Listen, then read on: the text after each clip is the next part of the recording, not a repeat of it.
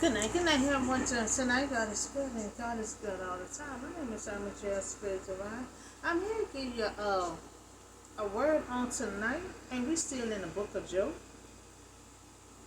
Now, this is his second test. Now, I told you yesterday was his first test. Um, so now this will be his second test. Coming at Job. In the first test, the devil had took everything. Satan had took everything from him. Everything. From the children, his flocks and everything else. And he still was praising God. So this is another day the angels came to present themselves before the Lord, and Satan rode along with them again. So the Lord asked Satan, where did he come from? And he said the same thing, running around the earth, trying to find somebody. So the Lord considered Job again. He passed the first test. Job was still maintaining through his trials. Now Satan, now Satan already took everything from Job. And he thought sure Job was gonna curse God. Job did not curse God. He still maintained it. So now this will be his second test. Now, what Satan wants to do now, he wants to take skin by skin. Satan wants to strike the flesh in his bones, and he will surely curse you to your face. So he's saying, if I touch the flesh of your bone, I for surely Job will curse you then. But the Lord said to Satan, very well, he is in your hands. But you must spare his life. See, God gonna always keep on telling you. You want to do skin by skin, flesh to the bone, but God said spare his life. God said spare his life. Now God is taking it to a whole nother level. Now he would let Satan harm Job, but God knew the outcome. God knew the outcome. The devil thought he fooled God, but God cannot be fooled. Now, he thought he persuaded God. Let me do skin by skin. Let me scrape the flesh of his bone. Now, and by God said, okay, he thought he persuaded God. You can't persuade God. He's not a fool. As you keep on trying to get at Job, God is testing Job's faith. So Job's suffering was a test for Job. Skin for skin. Was Satan comment concerning Job's response to the losses of his family. So Satan's opinion that Job was faithful only because of God's blessing. Now, he think Job was faithful to God, because all the blessings. That's why he wanted to take his children and all the blessings that Job had. He wanted to take it all the way. And that's why he said, when I take it all the way, then he gonna curse you. But he took it all the way, and Job still did not curse God. He think Job was respecting and being faithful to God because all the gifts and the blessing that he had. So Satan's next step was to inflict physical suffering upon Job to prove his original accusation. Now Satan had to seek permission. No matter what Satan trying to do, Satan had to seek permission, from God to inflict pain upon Job. Now God limits Satan, and in this case, he did not allow Satan to destroy Job. You could go through so much. Like me, like Job, you could go through so much. But the devil got to get permission, from God. Just like God told him, spare his life. And we see right here, God did not let Satan destroy your life. Only what they discussed. So Satan had went out and afflicted Job. He didn't waste no time. Painful sores from his head on to his feet, or to the crown of his head. Now we see that the devil didn't waste no time. He struck Job, and then Job took a piece of a broken pilot and scraped it on himself and set among the ashes. So he doctoring himself, and Satan, he ain't waste no time. He came and did what he told God he was gonna do. And I guess he's sitting around, waiting for Joe to start cursing God, but now Joe White, now remember, he killed everybody in Joe family. Now all of a sudden the white popping up, he saved the white. And I'm about to show you why he saved the white. Because see, the devil can always save someone that's on the same level of Satan. So now Joe White is still, she is still here, call herself comforting, her husband, but she told him, you know, are you still maintaining, hanging on? Won't you curse God and just die? What kind of wife has said something like that? Now, these sound like the same words that Satan keep on saying. That's why I said he hung her around for a reason to use her. Devil, Satan is not going to leave nobody around, just for the fun of it. He done killed everybody in the family, but he spared the wife. But to use her for this moment right here. So she gonna tell him, you still holding on, curse God and you just died. So we don't know why, his wife said die, but I guess she got tired of seeing him in so much pain. And that's also is Satan. That also Satan works. That's Satan works. I want Joe to curse God. And now he have the wife saying, he figure Joe gonna bow down to his wife. So Joe haven't done it for Satan, but let me see if he gonna do it for his wife. See, the devil will use anything that's close to you, to get you to bow down to him.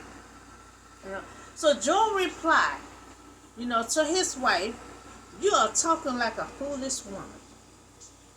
How good God been to y'all. How good God had been to him and his family. How dare you to say something like that? To curse God and turn around and tell your husband to just die. All that God did for you. So God, so he had to let her know. I'm going to have to let you know. Now you're telling me to curse God, and you're telling me to just drop dead. But let me tell you about my God. Now he told her, God accept good and not trouble. So he let her know. See, from day one, Joe already know it was not God. Joe already know it was Satan attacking him and taking his stuff away. Because just like he told his wife, God don't come at us with trouble. God come at us with good. All this blessing we got right here, that came from God. So when everything started falling apart and everything got taken away from him, he automatically know that was not God. He automatically know that was Satan. So he said God is self good, and not trouble. So all he going through, he did not sin against God. He put his wife in check. So we see his wife. We see that God was before his wife. He put his wife in check. You don't tell me to curse God out. You don't tell me to just drop dead. You sound foolish, woman. I need you to go sit over there in the corner somewhere. You sound foolish. God come here for good, not for bad. He gave us all this blessing. But you done said something like that. So he put his wife in check and he did not sin against God. So now we see Satan had killed all Joe's family, but he spared his wife. But now we see why he spared his wife. He wanted to use his wife to come against Joe. So many of us think that believing in God, protect us from trouble, but Joe's showing that we should not give up on God, because he's showing that. That's why I said we're going to all learn from Joe. Joe going through something. He done lost everything. Now Satan took it to the next level. I want skin for skin. I want flesh for bone. So now Satan is doing everything he can to get Joe to curse God. Now Jonah gone through so much. He gone through so much, you know, but he's showing us that no matter what we going through, we have to still, hold on and not give up on God. We have to still hold on to God. Now he's showing us he's still holding on to God. Even if, he had to put his wife in check. So he put God before his wife. When people in your family, you praising God and you on God's side, even family or no family, and they coming and talking foolish. What you doing? Reading that Bible? What you doing? You praying again? You gotta put them in check. We can't have no one around us. It's the opposite, of what we serving. So he's serving God. And the wife coming and talking foolish. So he had to put the wife in check. He's showing us that don't never give up on God. He allowed us to have bad experience. God allowed us to see trouble. He allowed us to see trouble. He allowed us to have bad experience. He allowed us to go through these things. Because he knows down the line. Just the Old Testament. He knows down the line in the New Testament, he will bring his son along. And before his son leaves this earth, he's going to experience so much pain and suffering, so much rejection. Everything that we experience, so much blockage, rejection. When he went back to his hometown, they did not congratulate him. They just kind of reject him. Man, nothing he had to say. So he had to go somewhere else and preach the word where someone God appreciate him. So a lot of time,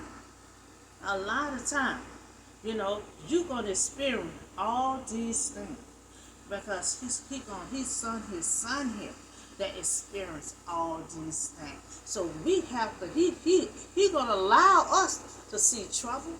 He's going to allow our heart to get broken. He's going to allow us to feel pain.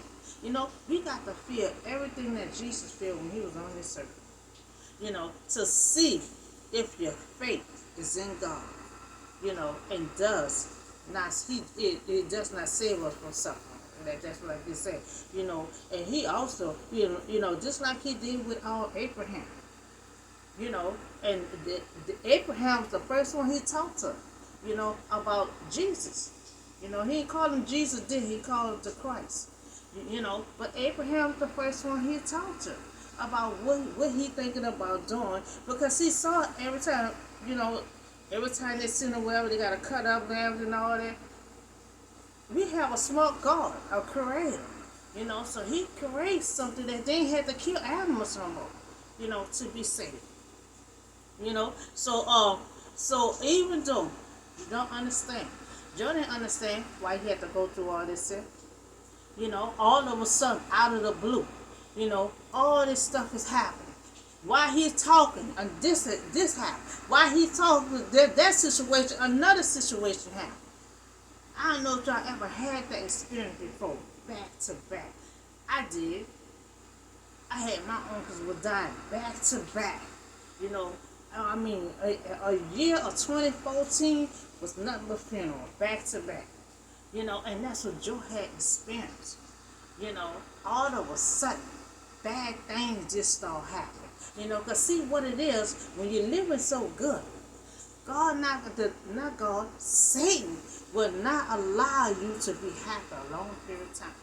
You have to keep on forcing yourself to be happy, because see Satan will come and try to disrupt that. Joe ain't never had this kind of experience before. He had to deal with all this shit before, because he was under God's shield. And see, Satan knew that. But I need you to take that shield. Don't you got a shield over here? I need you to take that off of him, so I could do what I need to do to him. He rich, he living up here with all this stuff. I need, and see, Satan hate to see you blessed by God. He hate to see you living it up, you happy. Because see, every time he came at Joe was still praying. He was still praising God. He was still holding on. And see, Satan don't like that. Satan want to see you miserable, crying, and frustrated. After he see you miserable and frustrated, then he go on to the next person. He's still hanging on to Job.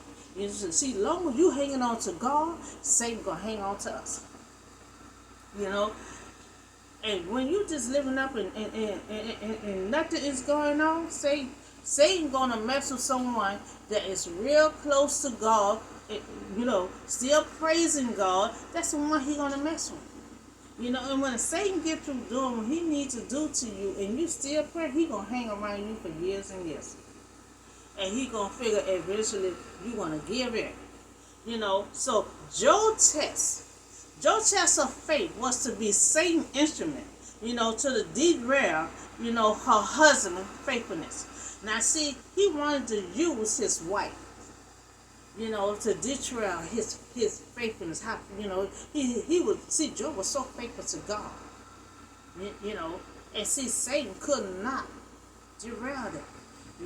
Satan Job was still standing. He was still praising God. So now Satan figure, okay, I'm about to bring your wife in. I don't know if she was pretty or not, but I'm about to bring your wife in. I know you're gonna give in to your wife. So he did not give in to his wife.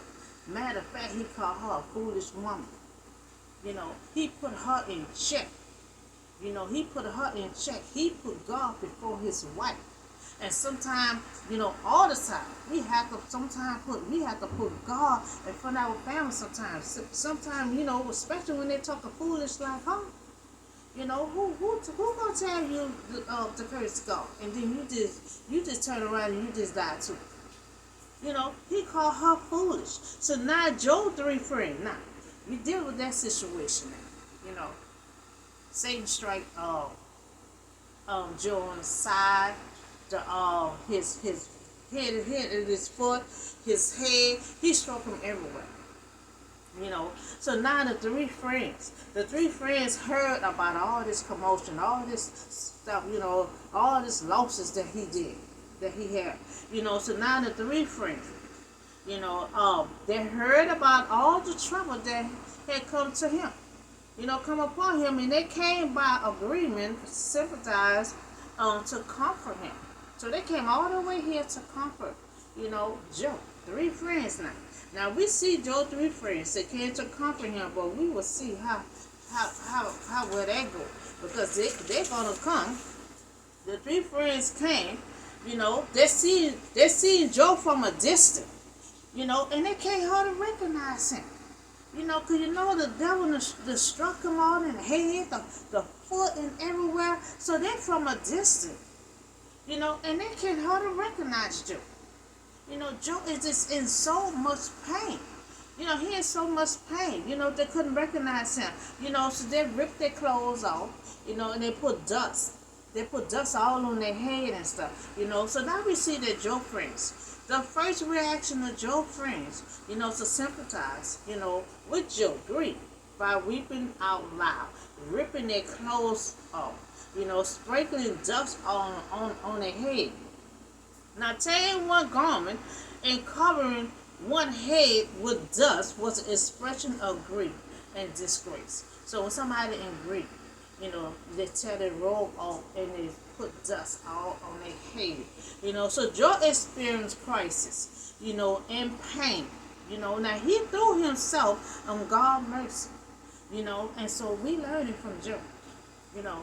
Nobody cannot recognize Job right now. He in so much pain, and he in confusion. He don't even know what's going on right now. But he's still clinging on to God. He's still holding on to God. He experienced so much crisis, but he's still holding on to God's mercy. He got faith, believing that God is somewhere around, watching his it. He know God not causing his trouble, but God allowing it to test his faith.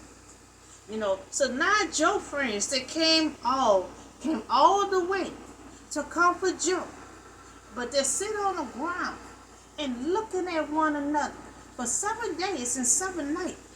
Now they come a long way to see him, to comfort him, but no one comforting no one. They're just sitting there. They're just looking at each other. For 7 days and 7 nights, they're just staring at each other. Because see, a lot of time, it's hard to comfort someone who in that kind of pain. The best thing is to be silent. Because you don't want to say the wrong thing and trigger them off. So no one said a word to him. Because they saw how great his suffering was. So they were too scared to say anything. When somebody's shaking up like that and in so much pain, the best thing is just be quiet. So why did the friends arrive and then just sit quietly?